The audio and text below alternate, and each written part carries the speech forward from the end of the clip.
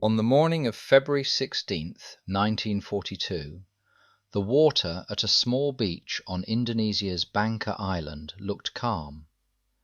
But within minutes that water would turn red. 22 women in white nursing uniforms stood quietly on the sand. Each of them wore the Red Cross armband, a symbol recognized across the world as protection for medical workers. They were not soldiers, they carried no weapons, yet moments later they were ordered to walk into the sea. When the water reached their waists, a machine gun opened fire from behind.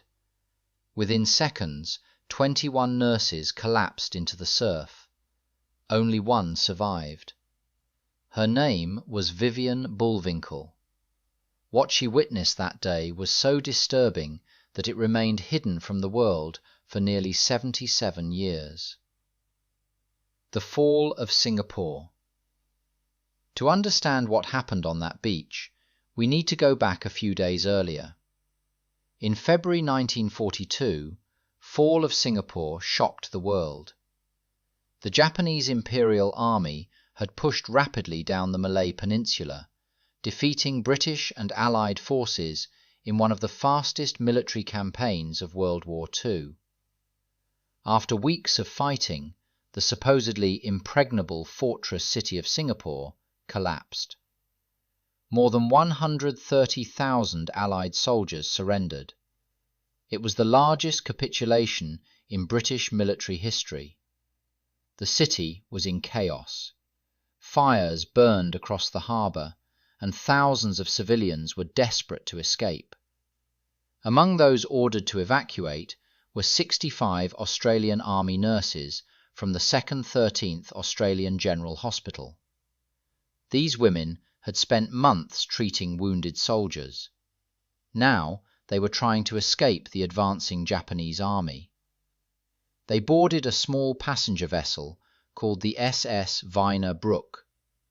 The ship was overcrowded with soldiers, civilians, women and children. One of the nurses aboard was the 26-year-old Vivian Bullwinkle.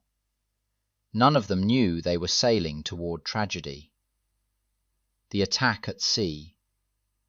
The Viner Brook left Singapore on February 12th, hoping to reach safety in the Dutch East Indies. But 2 days later, Japanese aircraft spotted the vessel in the Bangka Strait. Suddenly, bombs began falling from the sky. Explosions ripped through the ship. Passengers scrambled in panic. Within minutes, the vessel was sinking. Some people managed to grab life rafts or floating debris. Others jumped into the ocean with nothing. 2 nurses were killed during the bombing. The rest were scattered across the sea. For hours, survivors drifted in the water under the hot tropical sun. Eventually, small groups began washing ashore on Bangka Island. One of those places was Raji Beach. Exhausted, injured, and dehydrated, a group of 22 nurses finally reached the sand. They believed they had survived the worst.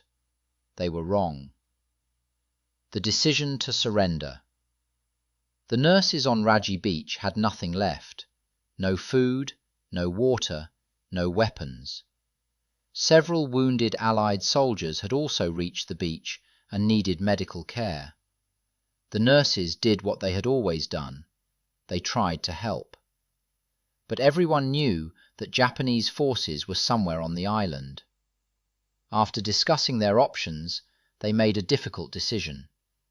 They would surrender peacefully. As medical personnel, they believed they would be protected under the Geneva Convention. Their uniforms clearly displayed the Red Cross symbol. For nurses, that symbol was supposed to guarantee safety. On February 16th, a Japanese patrol finally appeared on the beach. The soldiers ordered everyone to gather together. Then they separated the wounded men from the nurses. The men were taken around a rocky headland nearby.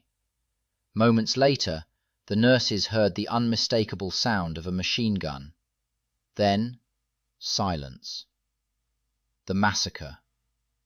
Not long after, the soldiers returned. They sat down in front of the nurses. Calmly, they cleaned their rifles and bayonets. Then an order was given. The nurses were told to walk into the sea. 22 nurses and 1 civilian woman stepped forward.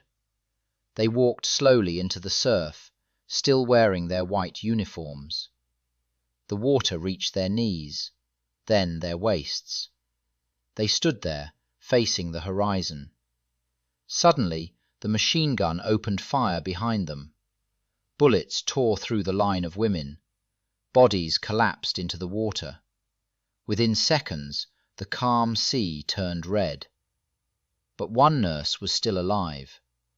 A bullet had passed through Vivian Bullwinkle's side, narrowly missing her vital organs. She fell forward into the water and stayed completely still. Japanese soldiers waded among the bodies, checking for survivors. Some wounded victims were stabbed with bayonets. Bullwinkle did not move. She did not breathe. For more than an hour, she floated among the dead. Escape from the beach. When the soldiers finally left, Bullwinkle slowly crawled out of the water. She was the only nurse alive.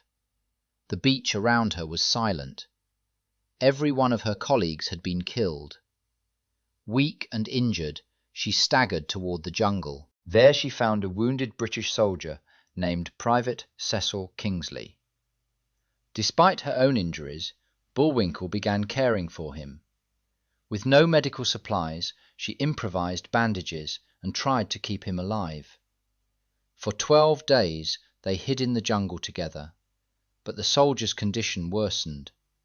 Eventually, they realized they had no chance of surviving without help. They surrendered to Japanese forces. Kingsley died shortly afterward. Bullwinkle was taken prisoner. Years as a prisoner of war. Bullwinkle was sent to a prisoner of war camp on Sumatra. For the next 3.5 years, she lived under brutal conditions. Food was scarce, disease was common. But Bullwinkle carried an even greater burden. She was the only witness to the Raji Beach massacre. If the Japanese discovered that she had survived the shooting, she would likely be executed. So she kept her survival secret. The other nurses in the prison camp helped protect her. Together, they made a silent promise. If they survived the war, they would make sure the world learned what had happened. A truth hidden for decades. After World War II ended, Bullwinkle testified at the Tokyo War Crimes Tribunal. She described the massacre at Raji Beach. She told the court how the nurses had been forced into the water and shot. But there was one detail she did not reveal.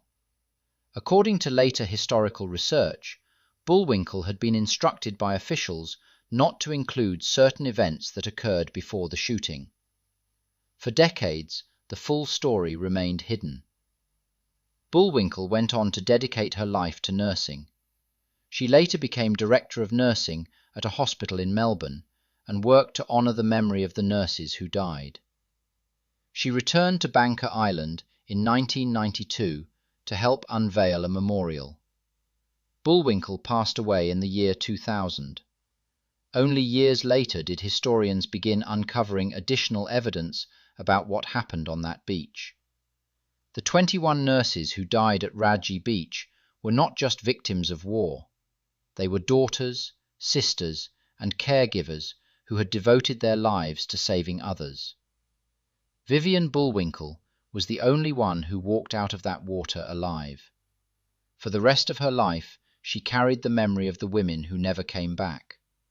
Today, their story stands as a reminder that even in the darkest moments of war, courage and compassion can still survive.